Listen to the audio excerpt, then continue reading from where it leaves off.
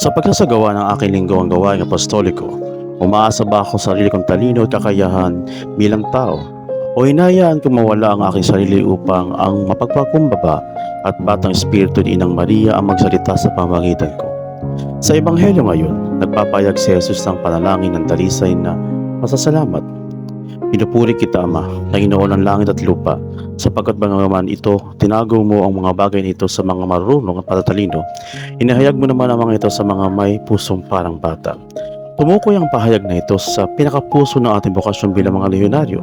Tiniyak ng ating kapagkatag na si Frank Dub na ang unang bertud ng dapat nating ipag-aralan ng kabanata sa ng ating handbook ay mapagkumbaba katulad ni Inang Maria. Malinaw na nagbabala na ang handbook na kung walang mapagkumbaba, walang saysay, ang ating aktibong paglilingkod.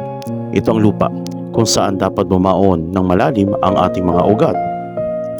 Ang ating tiyak na papel sa apostolado ng Legion ay hindi upang hangaan tayo ng mundo dahil sa ating mga personal na talento, kundi upang maging malinaw na salamin sa pagpapakumbaba katulad ni Inang Maria.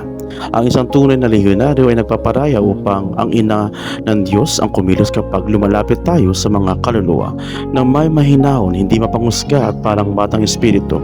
Hindi nila nakikita ang ating pagmamataas, nakikita nila mapagmahal na tingin ni Kristo. Dinadalangin natin sa pagpupulong na ito na ang biyaya na talikuran ng ating espiritual na pagmamataas manatili tayong mataliit, simple at tapat sa tapat na sistema ng Legion kapag wala nang natitirang sarili sa ating punuin tayo ng Espiritu Santo na karunungan kailangan upang maibalik ang mga kaluluwa kay Jesus sa pamagitan ni Inang Maria.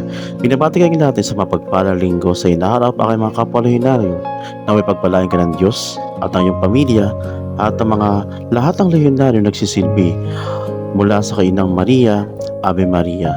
Muli, pagbati sa inyo lahat sa Miyerkules ng ika-50 linggo na karaniwang panahon. Ave Maria, mga lehyonaryo, magpatuloy.